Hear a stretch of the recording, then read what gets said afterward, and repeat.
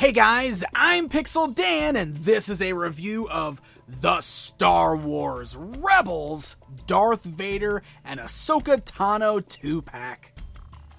That's right, with all of the new Star Wars product that's hitting the store shelves, not all of it is for the upcoming The Force Awakens movie.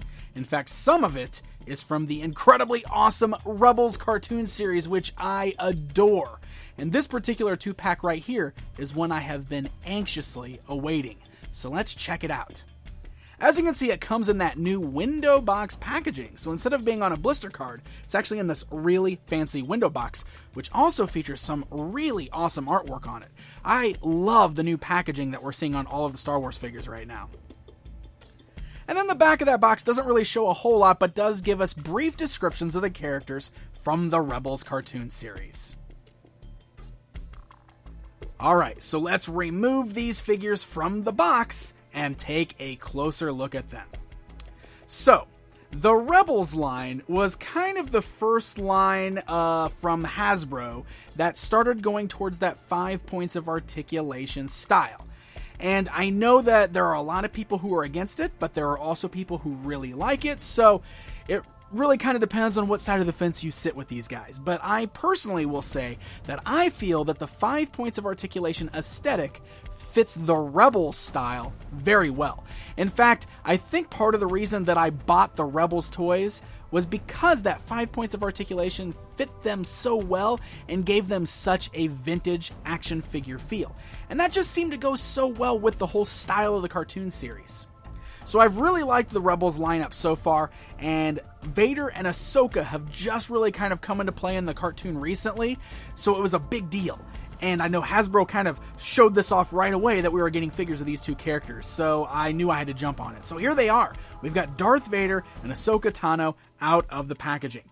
So these are for the standard 4-inch line, or the 3 3/4-inch scale line. If we put a measuring tape here next to the figures, you can see that Vader's taller. He's actually a bit above the 4-inch mark, while Ahsoka is right about perfectly at 3 3/4. So that's what your scale looks like on these two figures. Let's go ahead and start by looking at the man himself, Darth Vader. Now, I gotta say, I love what Rebels has done with the Vader character in the series so far. I think they've done a great job of bringing that mysticism and that fear back to the Darth Vader character, in everything from the way he acts to the way he looks. The design is so great. I love the style that they went with for this version of Darth Vader. It has a very Ralph McQuarrie look to it. It very much feels just like some of that old concept art that we saw for the original movies. And I think it looks so great in animated form, and Hasbro did a really great job of bringing it to action figure form.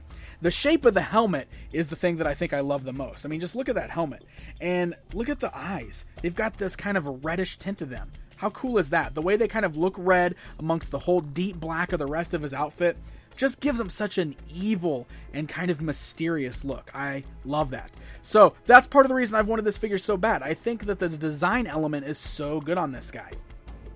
Now, he is that 5 points of articulation, so it's always interesting to see how that's done with some of the robed characters. So as you can see, the arms just move forwards and backwards, the head moves side to side, and then the legs move forwards and backwards as well. So we do have that slit in the robes here, but I think that it's pretty cool the way that Hasbro did it, because as you can see, they sculpted the leg inside the robe. So you remember how the vintage figures, anybody that had a robe just kind of had these chunks for legs? Hasbro did a pretty good job of actually putting some detail in there while still maintaining that very vintage style articulation. So I think that's kind of neat. The cape is a little bit more flexible. It does not appear to be removable. You can see, oh wait, there we go. We can pop it off there. Oh, you know what? I just broke the cape. So there's a word of warning for you guys. Oh, that is such a bummer. The cape is not supposed to be removable, and I just pulled it right off my figure. Luckily, I can set it back on there, and it seems to stay fine. I don't have to worry about it, but I totally snapped it. Oh, that's such a bummer. Don't remove the cape, guys. There you go. Learn from me. So aside from the fact that I just broke the cape, I love the look of him. I think he's a really great looking figure. And of course, he does come with his lightsaber. So you got some nice paint details there, the silver and black on the handle. We can put it in either one of his hands. You know, it just kind of holds it straight out because he's got that 5 points of articulation. But you know what? I love it. I really do. All right, let's bring in Ahsoka and take a closer look at her. So she is on a much smaller scale, obviously, but like I said, stands right about 3 3/4 inches tall. And I love the design. She's obviously not a kid anymore. In Rebels, she is an adult now. So you can see she's got a bit of a different look to her. She's not the same young kid anymore. She's actually one of the last surviving Jedi now. Really great deco going on here. I love the designs, the colors, the blue and the white and the head. The paint job's not perfect. There are some sloppy spots, but you know what? Looking over it, it's not too bad. You can see there's some spots here on the arm where it's not painted as perfect as I'd like to see it, but not too bad overall. So really, really fun design. And again, same basic articulation. Head left and right, arms up and down, legs forwards. That's all we really get out of her there. Now, she does come with 2 lightsabers because, if you guys remember, at the end of Clone Wars, she started dual-wielding lightsabers, and she still does in Rebels. So you can see we got the one saber that's slightly curved, and the straight saber. Both of them are a very pale blue, just like the original Luke Skywalker saber. So we can get her to hold those in her hands. Now, obviously, the articulation is going to hinder the way she can do it a little bit. She always kind of held the one backwards and one forwards, and that doesn't play out quite as well. I mean, it doesn't look too bad. You know, obviously she can't put one of her arms behind her or anything with the 5 points of articulation, but still very cool. Really great kind of posing her right alongside Vader there. Looks awesome. All right, so the figures do come with some of those gimmicky accessories, and we do tend to get those a lot in a movie year. So this is what we ended up with Vader and Ahsoka. With Vader, we've got this kind of crazy looking disc shooter.